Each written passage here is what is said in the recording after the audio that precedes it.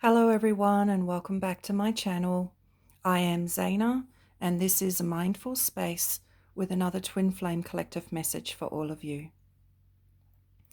So thank you so much for joining my Facebook page, for subscribing to my channel, and thank you for your very kind comments and for supporting me the way that you do. I very much appreciate it. Now, how was the equinox for all of you? How did you experience the energies of the equinox? I'd love to hear about it in the comments. For myself, it was a time of rest and reflection, reconnection and rebalance. And I needed to focus on that before I could bring another reading to you. And this reading I'm doing is just after the full moon that we had in Libra. So let's start there. So we had the full moon representing the accumulation of a cycle, of a lunar cycle, in the energy of Libra. And as we can see, Libra is about bringing things into balance. And the moon tends to create the emotions. It tends to be a very tumultuous emotional experience. So I feel as though this full moon was about learning how to bring our emotions into balance so that they don't rule our lives and they don't rule the actions that we choose to take. Making sure that we act from a place that is connected to our soul wisdom, that is aligned to our sense of true self.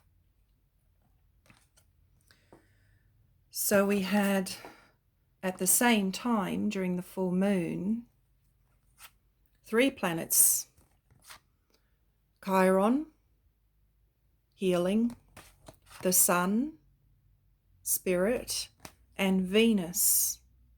And they were all in the energy of Aries. I am fire, very fiery energy, ruled by Mars. Passion, fire, action.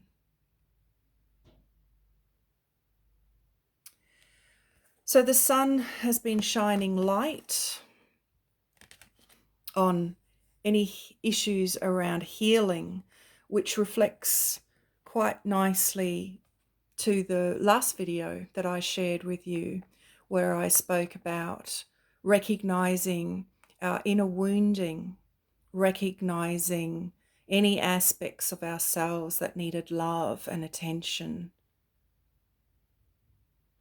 And Venus is softening this energy. Venus is allowing us to do this from an energy of love. So the sun is shining light on what needs to be healed, and Venus is reminding us that when we witness what the sun is showing up that needs healing within ourselves, we do so from a place of love. Now, the energy of Aries is really pushing us to do that, really pushing us to address this. But we can sometimes feel impatient. We can sometimes feel in a rush. And so this is where Libra comes in, reminding us to keep ourselves in balance. Yes, we take action, but we take action from the right place. So if you do feel a sense of impatience, just remind yourself to breathe consciously. Remind yourself to become consciously and fully engaged in whatever it is that you are doing, instead of putting a lot of your focus on the thoughts that may be creating that sense of impatience. Just because you think something doesn't mean it's true. So yeah, I feel that the energy, a bit different from last time, is about taking action, but from a place of balance. And in order to achieve that sense of balance, we need to again come back into that sense of self-awareness. We need to again witness any obstacles, such as a sense of impatience, thoughts such as I should have arrived by now. I should know this by now. Really, any thoughts with the word should create that sense of impatience, of feeling we need to rush, we need to hurry. So it's about remembering this. And this ties in very nicely with the card that fell out when I shuffled, of enlightenment. Remember that enlightenment comes from a sense of the truth of who we are. It doesn't come from thoughts. No matter how hard we try to think ourselves into enlightenment, it won't really happen. It has to be experienced. And enlightenment is that sense of spaciousness and quiet, peaceful silence within. Because when we feel that sense, we expand beyond the thinking and beyond the sense of our identity being all that we are. Our identity is an aspect, but is not all that we are. So the energy of enlightenment is the absence of thought. How do you stop thinking? You become aware that you are thinking, because then you are getting in touch with the part of you that is aware of the thoughts and not the part of you that is thinking the thoughts. I hope that makes sense. And the next card that came up was this beautiful card, the Healing Temple, Restoration, Cure, Safety. So there's a few things I want to talk about. We can try and find the healing temple in our outside world, in a place that is of nature, that enables us to feel that sense of peace and safety. But we can also achieve a connection to the healing temple within our own bodies, through reconnecting to our physical bodies in a full, conscious and aware way.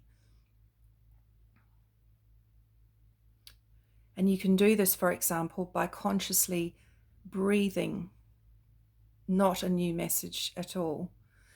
But the point is that it is about engaging all of our conscious awareness in the act of taking the breath that helps that shift from that place of anxiety and stress and overthinking to this beautiful, quiet, serene, still place that we can see reflected in this card. Another aspect of this card that comes through is that this is an unusual place, and the mind can sometimes resist something that is unusual or different. And when we are experiencing the spiritual awakening, it can be foreign, it can be different, and it can be frightening to our mind or to an aspect of ourselves, because it is unknown, it is unfamiliar, and that is what's coming through. This card to me is really peaceful and beautiful, but it is also different. is unusual. If we saw this in the natural world, we would be in awe. And sometimes we can fear what is different. So I feel that I needed to mention this. If you feel a sense of fear, then allow yourself to love that part of you that is feeling afraid. It's okay to feel afraid so long as we don't take action from that place of fear. Because if we take action from that place of fear, the result will be aligned to the energy of fear. We may, for example, be too hasty in our action because we're coming from a place of fear, which can be experienced as a sense of impatience, like this card. Aries, impatience. I must hurry. I must quickly do this. I must quickly speak to this person. If it is something very, very important, wouldn't it be better to make sure that we are quiet within ourselves before we make that phone call or have that important conversation, so that it's more likely that that conversation will go more smoothly? Because the person we will be communicating with will be receiving that energy of stillness within ourselves, and that will help them to communicate from that place. It's just one example of how we can really be careful to take our action from the right place and in the right time, and to trust that part of ourselves that knows when that right time is. Trust that part of ourselves that says, hey, it might be time to take a break, to pause, to reflect, to meditate, to go for a walk before we take that action. Okay, next message we have is a little bit tricky to pronounce, but I will have a go. It says Felix Felictuous, a power symbol to create lucky, serendipitous events. I think this really aligns with what I was saying. However, for those of you that really love symbols, then I invite you to work with this symbol. If you are feeling that things are a bit unlucky for you at this time. But if we take our actions and if we have our conversations from that place of stillness, it is more likely that things will be more harmonious, which will create the impression that we have become lucky or that events have become serendipitous. So all that I am saying ties in really nicely together, that in order to get in touch with the power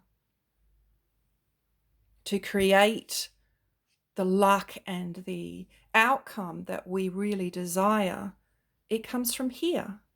It comes from getting in touch with this place within ourselves.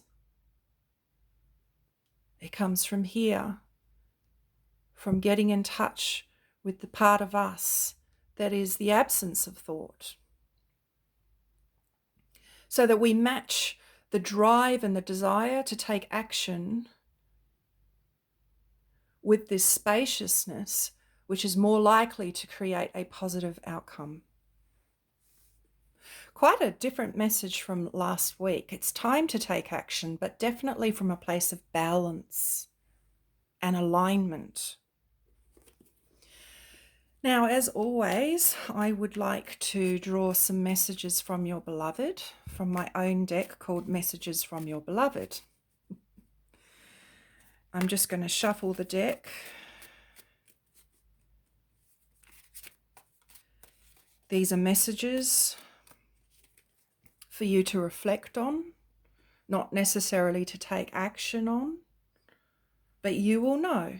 You will know when you meditate if you are feeling guided to take action from these messages or not. Sometimes it's just nice to reflect on where our beloved currently is right now in their own journey.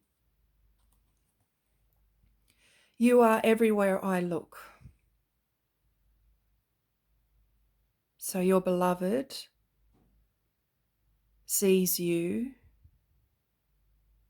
everywhere because you are within them. You deserve more than I can give right now. And so your beloved is still asking for time and space to work on their own wounding and their own obstacles. I forgive you is a personal message from your beloved to you for those that resonate and understand.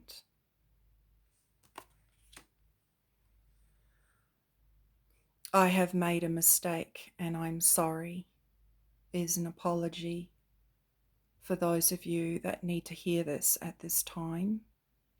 If your beloved has hurt you in the past, then please take this message and know that it is from truth. So I will leave it there. I will let you reflect on those messages. I'm just going to show you them again. You are everywhere I look, and you deserve more than I can give right now. I forgive you, and I have made a mistake, and I'm sorry. So really quite special, the last two messages for those of you that are experiencing hurt and pain from the actions from your beloved. I hope these messages resonate, and as always, I look forward to sharing your comments below. I always enjoy reading them and I value your comments very much. And I look forward to bringing you another reading soon. Okay, bye.